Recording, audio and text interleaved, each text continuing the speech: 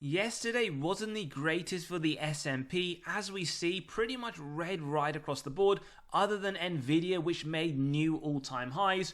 And today we are kicking off earnings season with Genuine Parts Company, and as we can see, there are a lot of companies that are in fact reporting just over the next few days. We're going to highlight this company. As we can see in the pre-market right now, it is down 13% or in fact more, trading at $124. As we can see, when it does open, it will be in fact lower than what we see at the bottom end of the 52-week range, therefore a new 52-week low. It is also a dividend king, that's why we're highlighting it today. They've increased their dividends for the last 67 years, and for those that don't know in terms of what this company does, GPC, effectively a large American distributor of automotive replacement parts, and they pretty much supplied all across North America, Europe, as well as Australasia. Now let's take a look at their earnings. One thing that we do want to point out for the large reason for the drop today, they revised their full year outlook. As we can see, top line sales of $6 billion, as in fact for those that want to compare it to the same quarter last year, that is a 2.5% increase. Not really great in all honesty. At a bare minimum, you want to see companies increasing by 4% just to keep up in line with inflation. Their earnings per share coming in at 162. For those that want to note, again, same quarter last year, 249. They have what we consider to be subpar performances, and the thing that really is going to get looked at today, and in fact by the overall market, both their revenue growth as well as their adjusted earnings per share have been lowered. Top line growth 1 to 2% from the 1 to 3. Earnings per share $8 to $8.20, as we can see from the $9.30, $9.50 they were hoping for the full year. Now, just going back to this company, whilst they are up over the last 12 months around 12%, that gain is going to be completely wiped out upon market open. Over the last 10 years, they are up 50% or thereabouts. That is very poor. It has underperformed the S&P, and we do notice all-time highs November 2022 at $188, and we are expecting this yield now with the new revised 52-week low price to sit around the 3% point, and this forward P will also come down as well, but we do note it is significantly lower than the S&P at around 25. In terms of overall ratings, while Seeking Alpha and Wall Street do consider GPC a buy, we do note Quant here giving this company a hold. Now, taking a look at what their expectations are, well, in fact, the quarter they've just reported, they had themselves expected a drop to the earnings per share year on year. However, the subsequent three now they are expecting growth. Not the greatest growth. We are seeing a low single digit to around high single digit across the three periods. And when we do look back, in fact, we can see they have historically had some very mixed results, some beats as well as some misses. Although when we do think about it, over the next full year, they are anticipating the earnings per share to increase to $10.12. As we saw for December 2024, they are expecting it around the $8 mark. So forward P over time is expected to come down, which is ideally what you do want to see given increase in earnings. Then we get to the company's financial metrics. We get a dividend safety score sitting here at 80. Dividend yield theory, as we will come to show you, looking severely undervalued, and we expect that from the forward PE given the new price upon market open. We can see just this year they did increase that dividend above inflation 4% at the 5.3 level in February. What does a safe score mean? Well, firstly, reaffirmed in August this year, but we can note here that a dividend cut for this dividend king is in fact unlikely. In terms of key metrics, this is focusing on the Great Recession crash 07-09. They actually increased it, no surprises given they are a dividend king. Average growth, so they had negative 9% sales. S&P around that time was negative 12, and they did marginally outperform negative 46, S&P negative 55.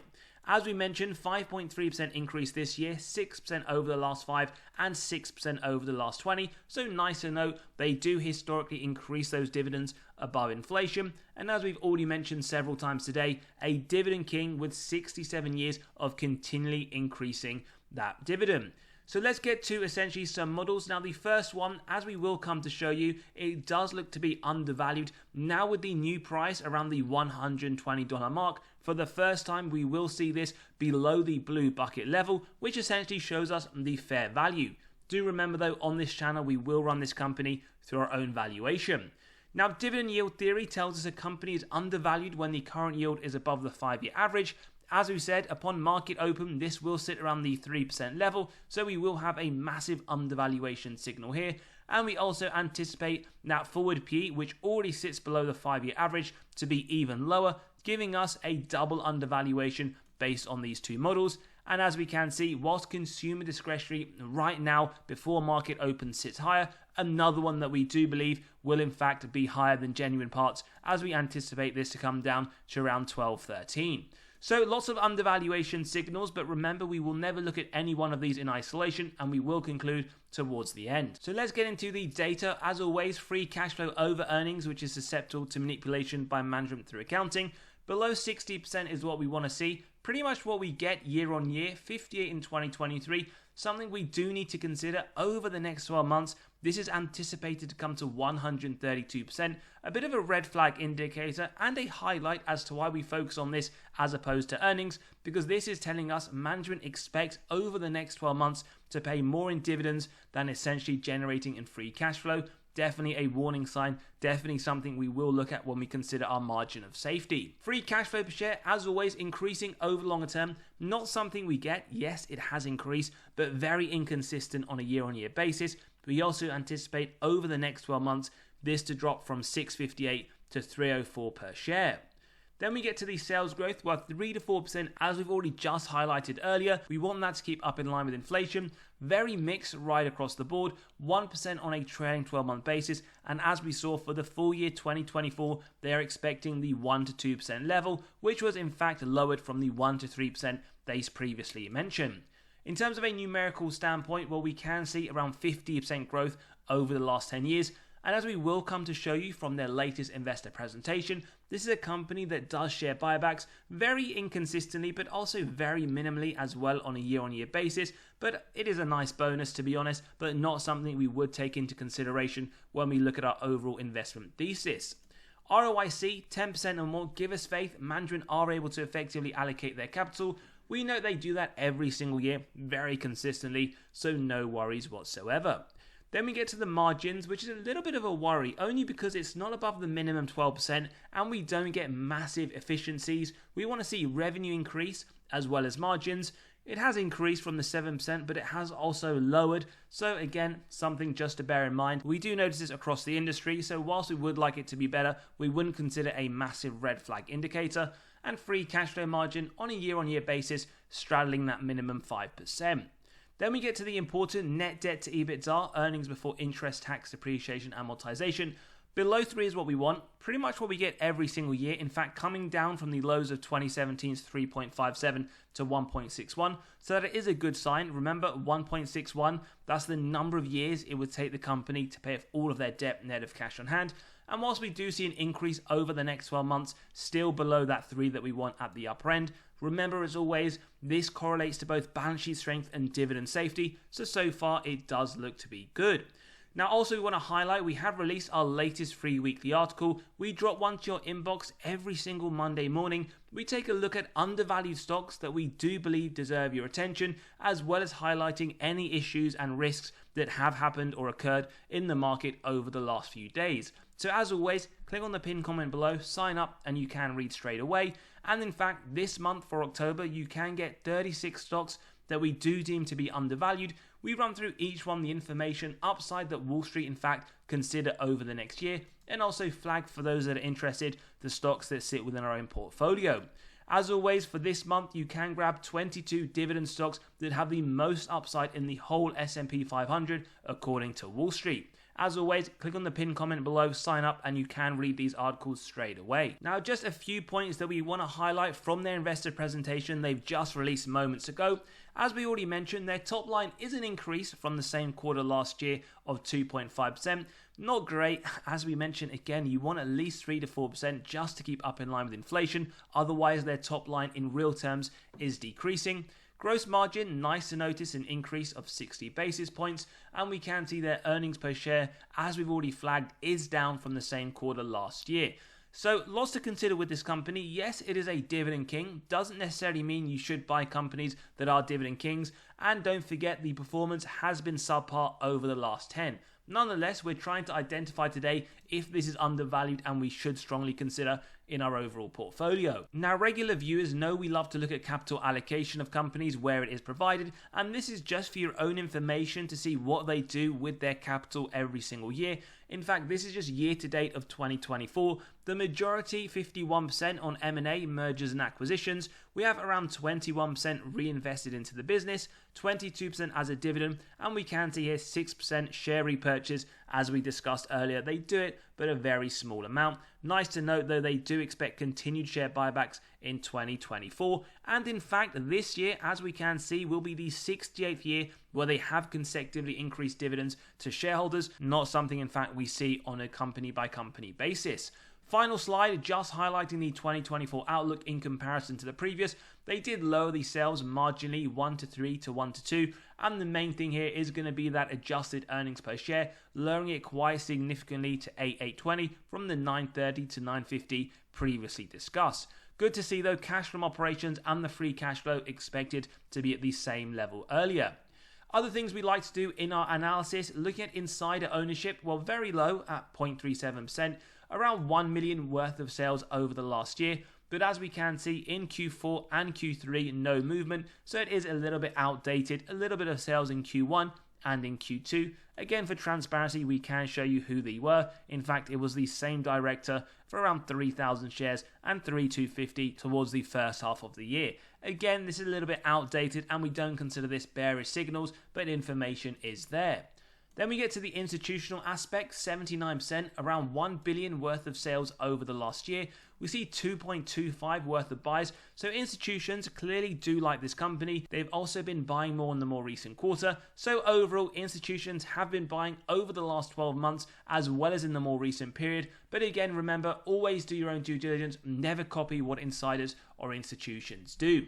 Now, we've already flagged their top line revenue, around 50% growth over the period. As we can see here, year on year, probably just about keeping up in line with inflation. What we really want to target here is the bottom line net income. Does it follow the similar trend? And what you probably would notice, the answer is about yes, a little bit inconsistent on a year on year basis. We have the loss reported in COVID, but since then it has picked up, pretty much doubled, 711 million in 2014, 1.3 billion in 2023. We then also want to highlight the health of the company, total cash versus total debt. As we can see, similar to their revenue, their cash has been increasing. In fact, it's gone from 138 million in 2014 to 555 in the latest quarter. How does that compare to their total debt numerically and directionally? Well, similar to other metrics, their debt level has also been increasing from around 806 million in 2014 to 5.2 billion in the latest quarter. So something to consider. Yes, their debt has been increasing, so has their cash. Ideally, given the net debt to EBITDA is below 3, it does look to be okay for now, but we don't want to get into a position where their total debt just seems to continue to climb higher and higher. Then we want to look at some gradings. The first one is the valuation at a C. In terms of the P on a non-GAAP basis, as we said, when the market does open, we expect this to be lower. What this ultimately means then, if you do buy as soon as the market opens, you are getting a discount to the sector overall, whether or not it is warranted. In fact, some companies are very poor in terms of the whole sector, therefore it is warranted. That is something you need to consider. But overall, you could argue, especially when the market opens, this company in pretty much every single valuation metric does trade at a discount. In terms of growth, well, they get a D+.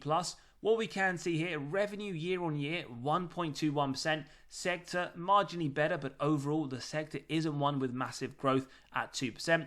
Forward looking, we've just heard they expect 1 to 2%, so this isn't updated yet. That will be lower than the sector, which as we can see is low itself at 3.34. And pretty much right across the board, we are seeing that growth around the sector as a whole. Whether in fact that is enough to warrant the discount we see, that is something we will cover in the valuation process. Profitability B+, well, gross margins pretty much in line with the sector overall. Their bottom line as well, not too far off the sector, 5.24 versus 4.55. The only thing that is outstanding here is their cash from operations over the last year, 1.6 billion versus 276 million of the overall sector. Now, for a quick summary for this part of the analysis, a double buy rating from Seeking Alpha and Wall Street, a hold from Quant, a C+ on valuation, D+ on growth with a B+ on profitability. Now, before we get into our own valuation, how have they compared against others in a similar sector? Well, over the last year, this includes dividends reinvested. they are up 15%. As we can see, when the market opens, this will be now pretty much around zero. Over the last 5 years, what we do note, 61%. Again, bear in mind this will be coming down lower. Over the last 10 years, again, we pretty much see in the middle of their competitors, but the message that we really want to drive forward today, as we are about to show you, is it has underperformed the S&P. As we can see, S&P up around 39% over the last year. GPC, we do believe, will be around zero. Over the last 5 years and over the last 10 years, the S&P has outperformed massively. Question is, do you believe right now with the market open going to be trading at a new 52-week low? Does it warrant consideration in your portfolio? Could it at this point outperform the S&P? Definitely something to consider. Now let's jump into the valuation model, and as always, if you do enjoy the content, value is being provided, smash that like button, hit that subscribe and bell button so you are continually notified of these videos as they drop. Now our intrinsic value at $157. How we got this? Well, we ran it through the 4 models. Firstly, Graham's valuation, we have the stock ticker symbol, earnings per share, long-term growth rate, AAA corporate bond yield to give us our first undervaluation signal. Remember, we don't look at any one of these models in isolation. We then have the multiples valuation, companies that we just analyzed over the last 10 years, average P multiplied by the EPS of GPC to give us our second undervaluation signal. We then move on to the dividend discount model where we have the growth year on year, not the greatest but not the worst, above inflation, 5.6%. Moving forwards, we've gone there or thereabouts at 5.5 to give us our third undervaluation. We then move on to the free cash flow model where we have that year on year, over the last 10 years, average growth around 21%. Forward looking, we've gone a lot lower in line with management targets at the 8%. With the discount rate, we've got the present value of future free cash flows and terminal value, add together with the cash, subtract total debt, get to the equity value, divide by shares outstanding, and as we can see, 4 undervaluation signals today, and this 157 essentially the average of these 4 models that you see on the screen. As always, we like to do a 10% margin of safety, and we execute on that if it meets our 3 golden criteria: wide moat, strong financial metrics, and good forward-looking data.